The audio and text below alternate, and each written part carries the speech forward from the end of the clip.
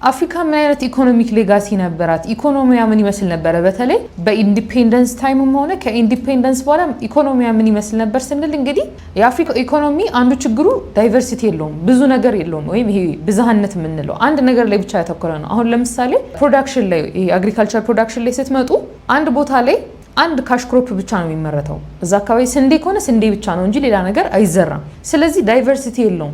እዚህ ጋር ስንዴ፣ እዛ ጋር በቆሎ፣ ሌላ እንደዚህ አይነት ዳይቨርሲፋይድ የሆኑ ክሮፖችን ማምረት ሳይሆን አንድ ክሮፕ ላይ ብቻ ፎከስ ያደረገ እንደነበረ እንረዳለን። ከዛም በተጨማሪ ሮ ማቴሪያልን ኤክስፖርት በማድረግ እንግዲህ ሮ ማቴሪያል አብዛኛውን ዩሮፒያኖች አካባቢ የሚሄድ ሆነ አሜሪካ አካባቢዎች የሚሄዱት አብዛኞቹ እቃዎች ሮ ማቴሪያላቸው ከአፍሪካ ነው የሚወሰደው። ምክንያቱም ቀደም ብዬ እንደነገርኳችሁ አፍሪካ ሪሶርስፉል አካባቢ ስለሆነች ማለት ነው። ከዛም በተጨማሪ ሌላው በጣም የሚያስጠላው ፓርቱ አፍሪካ እንዳታድግ ምክንያት የሆነው ኮሎኒያል ፓወርስ የምንላቸው ወይም ደግሞ ዩሮፒያን ፓወሮች አፍሪካ ውስጥ የራሳቸው የያዟቸው አካባቢዎች ወይም ኮሎኒዎች አሉ።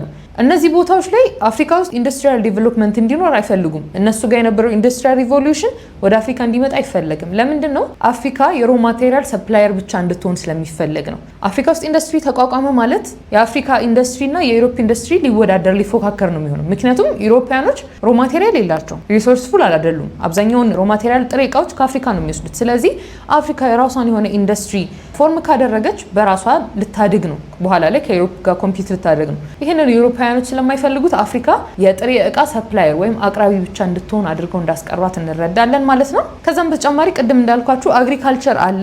ይሄ አግሪካልቸር ግን አንድ ካሽ ክሮፕ ላይ ብቻ ነው ወይም ደግሞ አንድ ምርት ማምረት ነው እንጂ ብዝሃነት ያለው ምርት ማምረት ላይ ፎከስ አያደርግም ነበር። ይሄ እንግዲህ የአፍሪካን ኢኮኖሚ አንዱ ችግሩ ይሄ ነው። ከዛም በተጨማሪ የተለያዩ እነዚህ ካሽ ክሮፖችን በሉ ሌሎች እቃዎች ላይ ያለው ፕራይስ ዋጋ ሴት የሚደረገው በሌሎች ኢንተርናሽናል ሞኖፖሊ ወይም ደግሞ አፍሪካ ውስጥ ያለው እቃ ዋጋ የሚወጣለት በሌሎች ዩሮፒያን ፓወሮች አማካኝነት ነው። ስለዚህ የአፍሪካ ኢኮኖሚ በዚህ ምክንያት እንግዲህ በጣም ዲክላይን እያደረገ እንደመጣ እንረዳለን። ወደ ጋና ስንመለስ እንግዲህ ጋና ለተወሰኑ ጊዜያት የሲቪሊያን ሩል እንደነበራት ቀደም ብዬ ነግሬያቸዋለሁ። ስለ ሲቪሊያን ሩል ምን ማለት እንደሆነ ሲቪሊያን ሩል እና ሚሊታሪ ሩልን ኮምፔር ኤንድ ኮንትራስት አድርገናል። ሲቪሊያን ሩል የሚባለው እንግዲህ ህዝቡ የራሱን የሆነ መሪ በምርጫ የሚመርጥበት ነው። ሚሊታሪ ግን ወታደራዊ የሆነ አገዛዝ የህዝቡ ምርጫ ቦታ የማይሰጥበት ህዝቡም ደግሞ የመናገር መብት የሌለው አይነት አገዛዝ እንደሆነ ተናግረናል ማለት ነው። በኋላ ላይ እንግዲህ በ1981 ጄሪ ሮሊንግስ እንግዲህ ኮፕ እንዳዘጋጀ ወይም እንቅስቃሴ ሪቮሉሽን እንዳደረገ ይህም ሪቮሉሽን በዋነኝነት ፒፕልስ ሪቮሉሽን ተብሎ እንደሚጠራ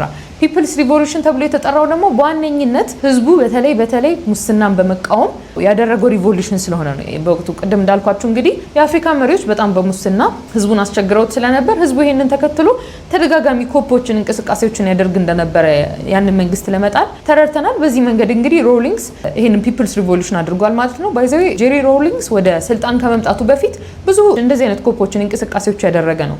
ከዛም በተጨማሪ ደግሞ ይሄ የአየር ላይ ሊeutenant ጀነራል ኖረ ወይም ደግሞ ይሄ የአየር ኃይልም ተዋጊ ስለነበረ ብዙ ኮፖችን በአየር ለማድረግ ችሏል።